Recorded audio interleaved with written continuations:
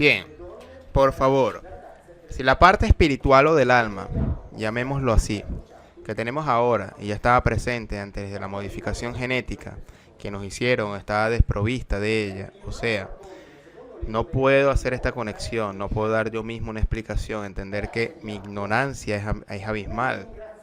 Esto no es verdad.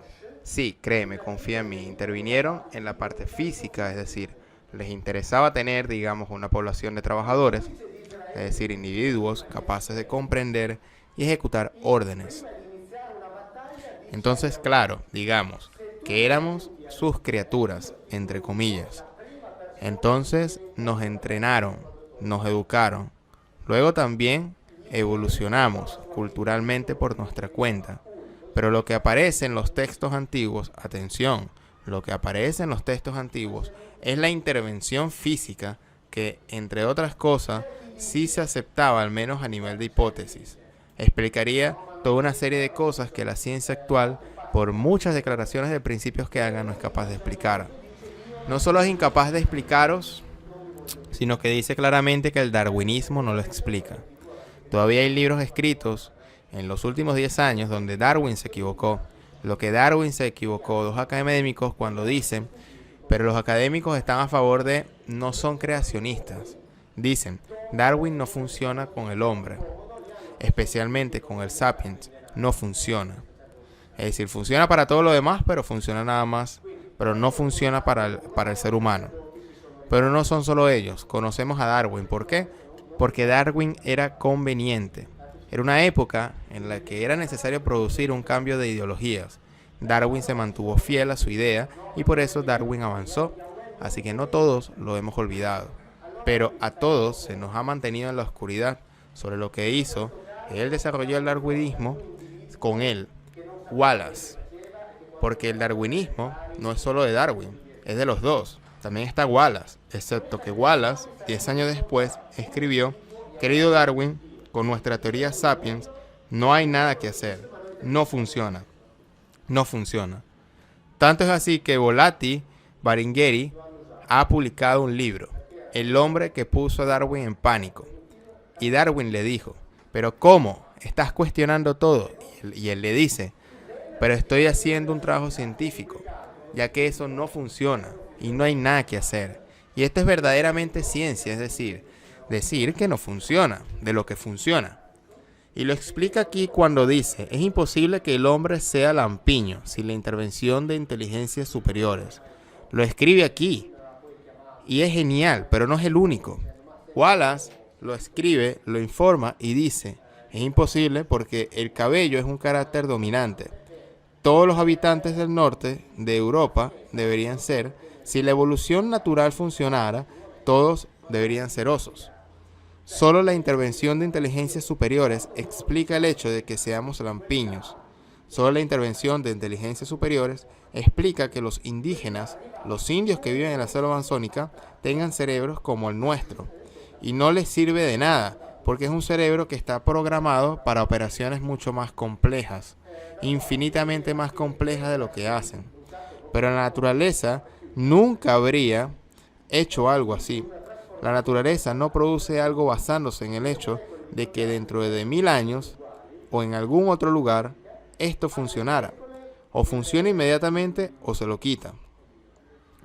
Dice, pero esta gente tiene el cerebro como el nuestro, programado como el nuestro, entonces no lo usan porque no lo necesitan, pero es como el nuestro.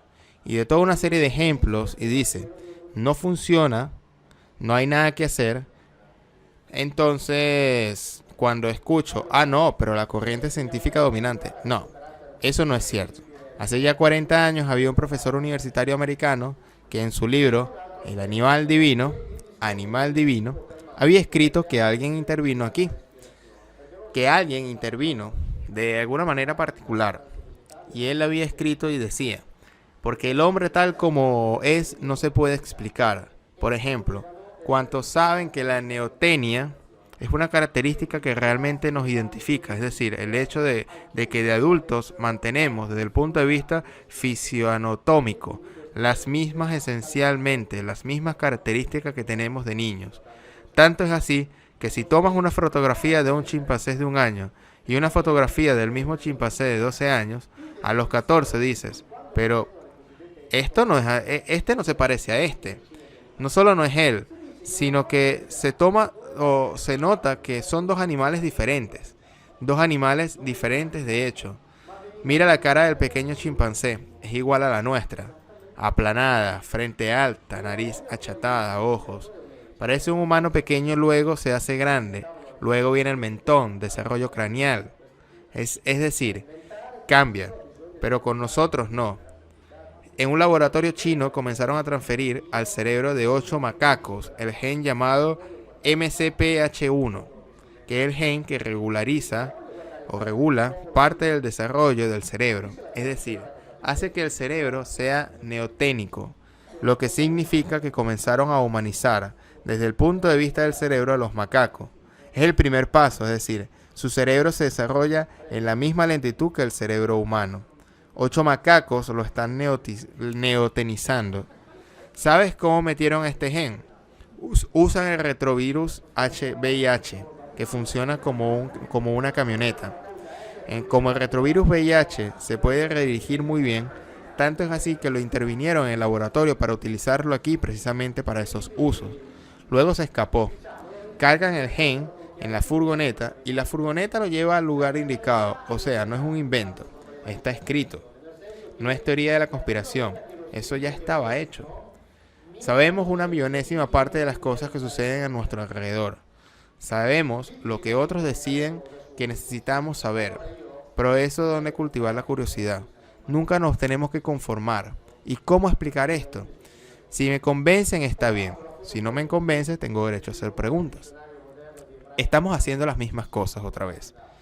Si estamos haciendo las mismas cosas otra vez cuando se dice el hombre quiere ser como Dios, es cierto, si por Dios entendemos los Elohim, sino porque hay que estar dispuesto a buscar. Es decir, si alguien dice, vale, voy allí como voy a misa y escucho lo que me dice el cura y me parece bien, porque está bien, es consolador, tiene su lógica aparente, sobre todo si no hago preguntas, y eso está bien. Está muy bien siempre y cuando no se hace cuestionamiento. Si en cambio digo que no, observo, no, pero eso que hay allí realmente no me parece así, voy y miro, entonces me doy cuenta que eso no es exactamente así. Es decir, hasta el miércoles hablamos del partido que se juega el domingo. A partir del jueves hablamos del partido que se jugará el próximo domingo. Pan at circus, es decir, pan y circo. Hay juegos toda la semana, quiero decir, pero realmente somos rebaño. Pero claro, cuando las religiones inventaron la figura del pastor, no la inventaron por casualidad. Realmente el pastor es quien le dice al rebaño, aquí tú, oruga, vale. Y las abejas pastan, allí sin levantar la cabeza. Y luego dicen, ah sí, pero el buen pastor es el que defiende a las ovejas del lobo. Pero cuando sea, el pastor defiende a las ovejas del lobo porque debe ser que él quien las va a ordeñar, le va a esquilar, lo va a descuezar. Es decir, para la oveja nada cambia. O la mata el lobo o la mata el pastor. O aquel quien el pastor se la vende. Pero la tarea de nuestros pastores es ordeñarnos. Es decir, en ninguna parte vamos a quedar salvos. Donde hay una aparente bondad, hay un total dominio, según este punto de vista. Mientras tanto, solo como breve recordatorio, recordaremos que el término Elohim y el término Theoi para los griegos, como se traduce en italiano, también se traducen con indicaciones funcionales. Incluso si, como dije ya en conferencias anteriores, lamentablemente el término Theoi luego se transformó en sustantivo, es decir, con la adición del artículo se convirtió en sustantivo. En realidad indicaba la función de los Theoi, por eso ya los hemos dicho y no lo repetiré, pero lo importante es tener claro este concepto. Es como por ejemplo Gabriel, el nombre Gabriel es una función jerárquica tipo militar, alguien con poder en nombre de un él o del nombre de la divinidad correspondiente, pero luego eso se transforma como un sustantivo. Igual como la palabra Rafael, que se vuelve un sustantivo, un nombre, pero en realidad indica una función que es aquel que cura o el que sana en nombre de un o de una divinidad o del dios él. Entonces, hay que tener importante este concepto claro, y dije que comenzaría con Heródoto. Hay una afirmación que hace en el libro segundo de las historias, afirmación que es muy importante, que a mi juicio recuerda los estudios, o en todo caso la situación en la que se encontraban los estudios de aquel sacerdote fenicio Sanchunatón, del que ya he hablado varias veces, del 1200 a.C., que él ya reclamaba como la simbología y las leyendas se inmiscuyan en las cosas verídicas, en las cosas reales de los relatos. Insertado tiempos, o sea, aquel sacerdote fenicio que había descubierto los engaños de los sacerdotes egipcios, que ocultaban al pueblo la realidad y que era una realidad cruda que el pueblo no debía conocer, y la ocultaban cubriéndola de alegorías, simbolismos, como hemos leído, inventado incluso la categoría del misterio. Aquí poco a poco, por así decirlo, a medida que pasa el tiempo, estoy seguro de que acabaremos liberándonos de este tipo de condicionamientos que durante miles de años, durante siglos, y que sirven prácticamente para mantener bajo control el conocimiento del pasado. Luego Heródoto, en el segundo libro de las historias, escribe: esta es la historia que me contaron. Habla de los sacerdotes egipcios, sobre los niños y su forma de vida, pero también escuché otras cosas en Memphis, donde se desarrolla el culto del dios Ptah. Se celebró Hefesto para los griegos, conversando con los sacerdotes de Hefesto. Además, también fui a Tebas para averiguar, así dice el texto, para averiguar las mismas cosas, queriendo saber si las narraciones estarían de acuerdo con lo que me dieron en Memphis y también Heliópolis, porque estos sacerdotes tienen fama de ser los más doctos entre los egipcios en cosas antiguas. Entonces aquí había esencialmente 3 divinidades, y escuché atentamente. Bueno, lo que escuché de ellos sobre cosas divinas no me siento inclinado a informar. En griego dice exactamente euk emi toumos, lo que significa que casi no tengo el coraje. No tengo todo ese coraje para contarles. No me siento tan ardiente, tan necesitado, tan ansioso para contarles. Es decir, me dijeron cosas que prefiero guardármelas para mí. El texto dice: excepto solo en nombre de los dioses, convencido como estoy de que sobre esto o sobre este tema, todos los hombres saben por igual, porque todos conocen el nombre de los dioses. Y luego envía una especie de mensaje diciendo: y así lo menciono, que lo haré, porque me veo obligado por necesidad de la historia. Es decir, Heródoto dice: he recibido toda una serie de informaciones de los sacerdotes egipcios, Memphis, Tebas, Heliópolis, pero os digo, y me parece que es un mensaje dirigido a ellos, que en realidad no quiero hablar de ellos, no iré más allá de los nombres de los dioses, que de todas formas son conocidos por todos los pueblos. Y por lo tanto, por así decirlo, no hago daño, pero solo mencionaré, si lo obligan, la necesidad de la historia.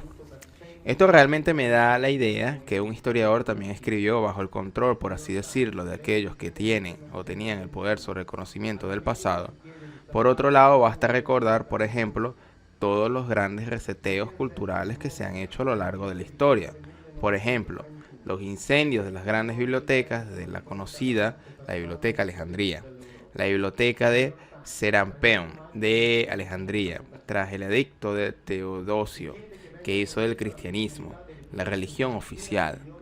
Pensemos en la destrucción de la Biblioteca de Antoquia y de Tisifronte, también de la Biblioteca de la India de Nalanda, si no recuerdo mal, o de la gran biblioteca china Xinjiang. En resumen, quienes llegaron a tomar el poder lograron borrar las huellas del conocimiento ajeno para imponer su visión, que era ante todo una visión del pasado. Pensemos en el gran incendio que se produjo con los códigos mayas, una pérdida verdaderamente inadmisible deseada por el obispo franciscano de Landa, que obviamente pretendía borrar todos los conocimientos de los mayas para poder sustituirlos por dogmas. En resumen, las verdades de la teología cristiana, pero sin pensar de los incendios que se prolongaron a lo largo de la historia y siempre fueron cometidos por quienes estaban en el poder.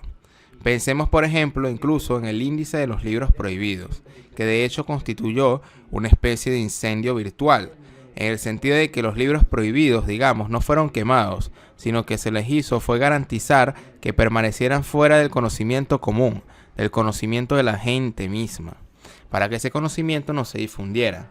Y pensemos que el índice de los libros prohibidos, que fue la elección medieval, duró hasta 1966 y se actualizó constantemente a la primera mitad del siglo XX. Entonces entienden que el deseo de prender fuego a varias maneras, definitivamente, todavía sigue estando en pie. Ese ocultamiento. Hay algo que absolutamente quiero decirles, así que lo voy a decir. En griego hay algo que se llama upsekes amberum, una palabra griega y una palabra hebrea, y luego la veremos, o al menos las tengo ahí como recordatorio, y son realmente muy intrigantes. Se corresponde de manera asombrosa.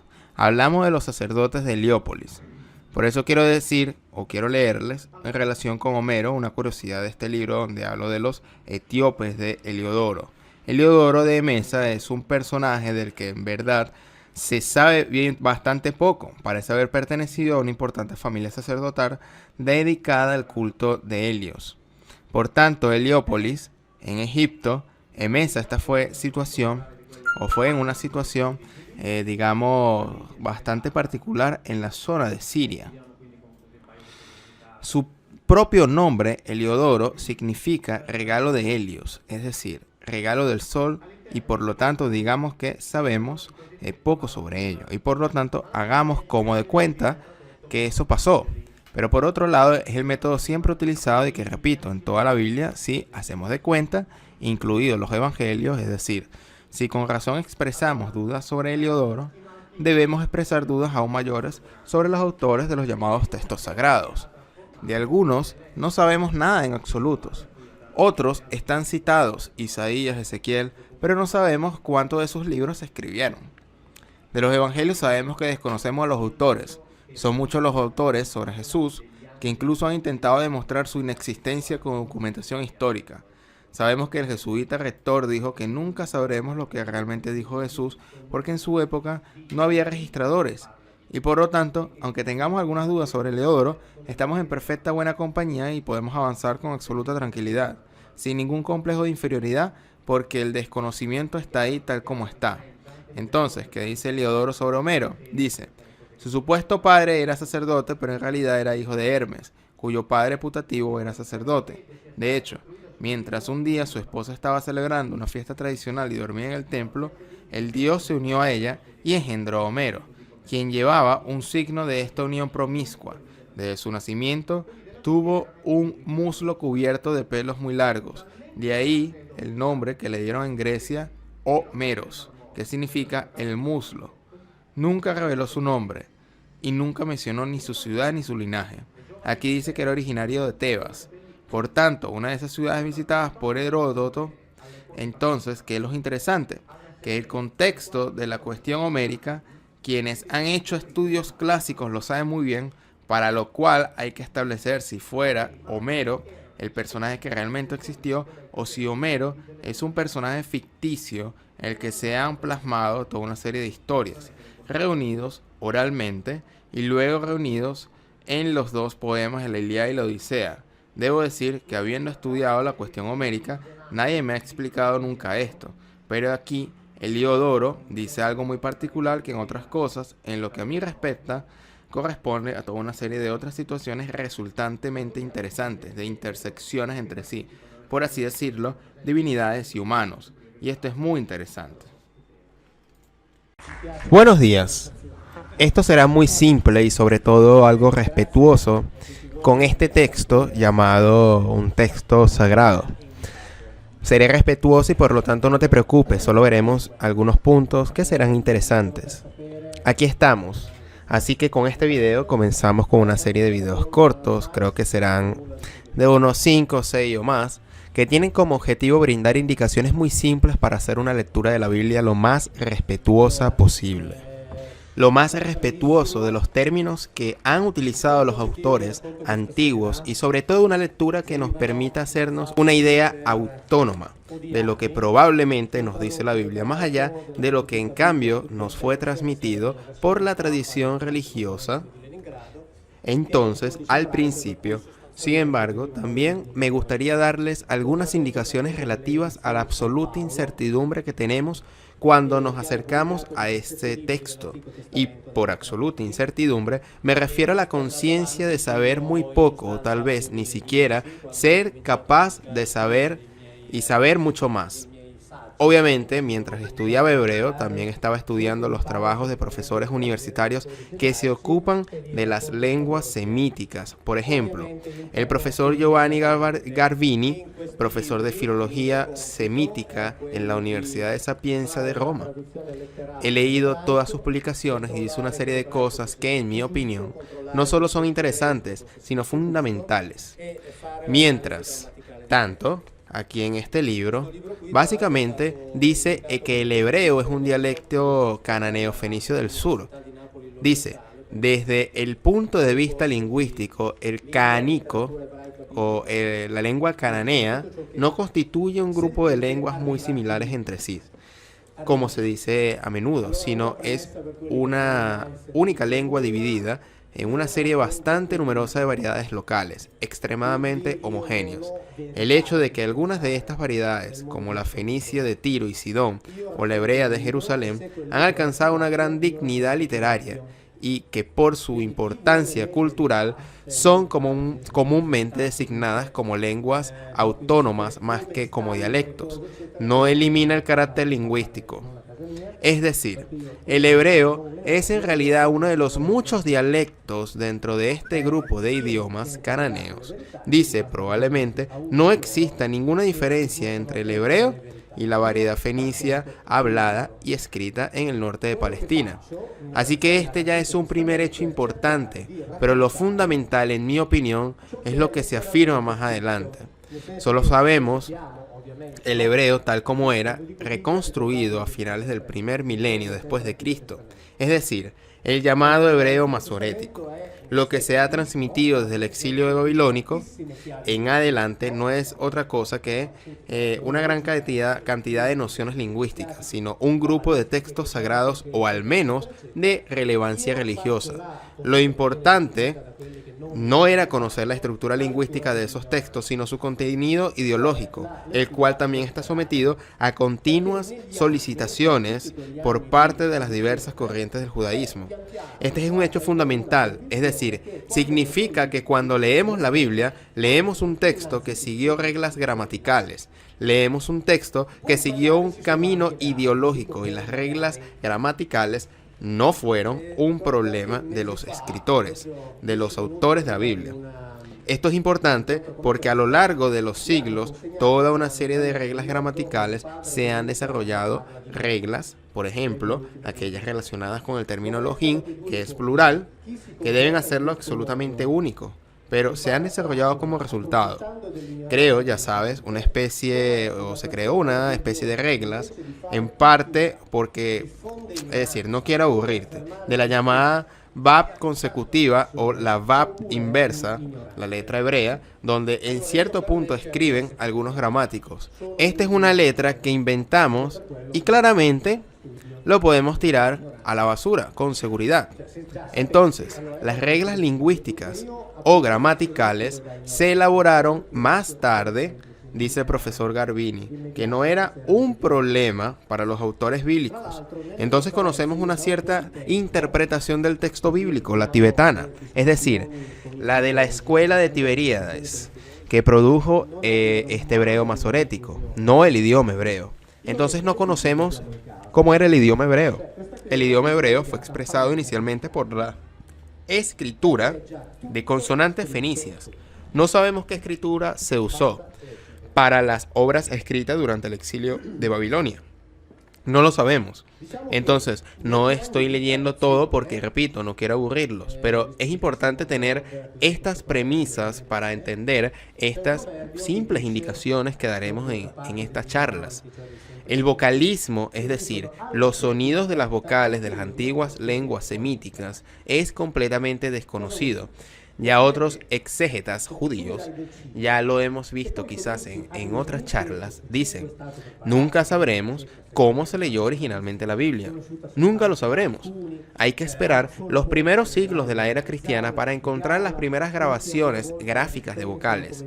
No hay que olvidar que la escritura silábica de la zona mesopotámica recibió una interpretación, en comillas, modernas, por parte de los asirólogos, que se basaron sobre las fórmulas las formas de la lengua semítica reciente, casi exclusivamente el árabe clásico, que son incapaces de probar la veracidad de sus hipótesis lectoras. Catedrático de filología semítica. También escribe en libros que, por lo tanto, incluso cuando hablamos de los significados de términos, cuando hablamos de lenguas antiguas, incluso cuando existe el acuerdo de todos los estudiosos del mundo sobre el significado de un término, bueno, ni siquiera en esa situación hay certeza. Entonces, esta es la base que debe empujarnos a hacer un examen de conciencia. Sí, un examen de conciencia. Mientras tanto, cuando decimos que tenemos certeza acerca de la Biblia, y bueno, yo ya sabes que pretendo, porque creo a la luz de esto y de muchas otras cosas, que solo es es honesto fingir, sino que debemos reflexionar precisamente cómo escuchamos. La Biblia es así, la Biblia dice esto, la Biblia dice esto otro, y no, para nada. Todas son interpretaciones. Por lo tanto, lo que podemos hacer es intentar una lectura literal. Esa es mi propuesta. Por ejemplo, en este libro he examinado toda una serie de aspectos relacionados con los problemas de las traducciones. Por ejemplo, el término Elohim. También he examinado las objeciones de los exégetas. También he escrito más de 30 páginas dedicadas al problema, y digo que si Elohim fuera verdaderamente único, la Biblia saldría como un lío casi incomprensible. Creo que ante todas estas premisas, ante las distintas traducciones y ante la incertidumbre, lo más honesto es hacer lo que les diré en breve. Digo incertidumbre porque, hablando del término Elohim, y este es primero de los términos por los que les doy esto, me gustaría darles esta indicación o esta sugerencia. Es un término que no deben traducir. No se debe traducir. Se traduce de muchas formas posibles. Por ejemplo, se traduce teológicamente con Dios, pero sabemos que Dios no existe en la Biblia. Que Dios es una elaboración por la teología posteriormente que no existe. Dicen los propios exegetas judíos. En el idioma hebreo hay ni siquiera es en término que indica la palabra de Dios, es decir, no existe una palabra que indique el término Dios como tal lo entendemos, entendido como una entidad espiritual trascendente al que hay que adorar. Por ejemplo, y por lo tanto, Elohim también se traduce como jueces, legisladores, gobernantes, los luminosos, los de arriba y así sucesivamente, pero no lo sabemos. Esto es lo fundamental. Y como no sabemos, debemos tener la corrección de decirlo, también porque los términos que se usan para traducirlo son todos términos que indican las funciones. Ya hemos visto una parte de él cuando en uno de los 2 videos dedicados a la relación entre la Biblia y Homero, y volveremos a él también porque es un concepto importante, indican funciones, y es decir esto, que indican que él o los Elohim ciertamente eran jueces, ciertamente eran legisladores, ciertamente lo hicieron como gobernantes, pero ¿quiénes eran? Es decir, ¿qué quiere decir Elohim? Eso no se sabe. Pero primero vimos esa torre de Biblias o demasiadas Biblias que en lo particular yo consulté en base a las traducciones para dar un ejemplo de esta incertidumbre. En Génesis 20:13, donde Abraham cuenta su historia, ahora vemos por un momento cómo es este versículo traducido. Aquí vemos como uno de los ejemplos de las incertidumbres que se relacionan precisamente con la traducción de este término Elohim. En este pasaje en el cual Abraham cuenta su historia y dice, cuando los Elohim me hicieron vagar en mi casa, o cuando los Elohim me hicieron vagar de mi casa. Ves que aquí está el verbo que está traducido en plural, El hecho en la identificación verbal también aquí se indica que es esta una tercera persona del plural. Y por lo tanto no hay duda, es plural, los Elohim. Esta es la Biblia traducida para, digamos, eruditos, para los que saben hebreo, para las facultades de teología y por lo tanto claramente la traducción es interlineal y debe respetarse exactamente lo que está escrito en hebreo.